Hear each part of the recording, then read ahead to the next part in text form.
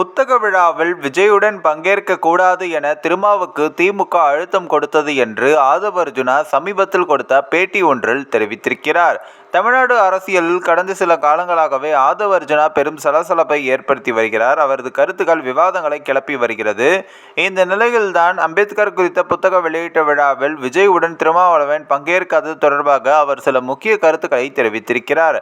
அதாவது திருமாவளவனுக்கு திமுகவே அழுத்தம் கொடுத்ததாக ஆதவ் அர்ஜுனா சமீபத்தில் கொடுத்த பேட்டி ஒன்றில் கூறியிருக்கிறார். விஜய் அந்த புத்தக விழாவில் கலந்து கொண்ட நிலையில் இதன் காரணமாகவே விசிக தலைவர் திருமாவளவன் பங்கேற்க கூடாது என்று திமுக அழுத்தம் கொடுத்ததாக அவர் விமர்சித்துள்ளார்.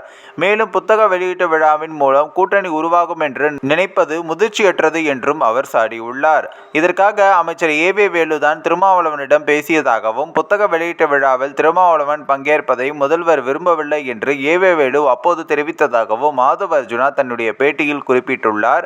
திமுகவின் இந்த நடவடிக்கை ஜனநாயகத்திற்கு எதிரானது என்றும் அவர் விமர்சித்துள்ளார். அதேபோல அந்த நிகழ்ச்சியில் விசிகவின் ஆதவ் அர்ஜுனா பேசிய கருத்துக்கள் அதிர்வலைகளை ஏற்படுத்தி இருந்தது. அதாவது மன்னராட்சியை ஒழிக்க வேண்டும் என்றும் இங்கு பிறப்பால் ஒரு முதல்வர் உருவாக கூடாது என்றும் பேசியிருந்தார். மேலும் கருத்தியல் தலைவர் தான் தமிழகத்தை ஆள வேண்டும் என்றும் அவர் கூறியது சலசலப்பை ஏற்படுத்தியது.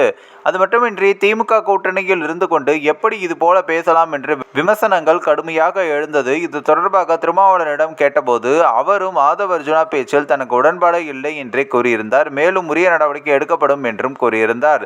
தொடர்ந்து விசிகவில் இருந்து 6 மாத காலத்திற்கு ஆதவ் அர்ஜுனா இடைநீக்கம் செய்யப்படுவதாக அக்கட்சியினுடைய தலைவர் திருமாவளவன் அறிவித்தார். தொடர்ந்து பல முறை அறிவுறுத்தல் வழங்கியும் அதை மீறி செயல்பட்டு வந்ததாலேயே ஆதவ் அர்ஜுனா இடைநீக்கம் செய்யப்படுவதாக அறிவிக்கப்பட்டது என்பது குறிப்பிடத்தக்கது.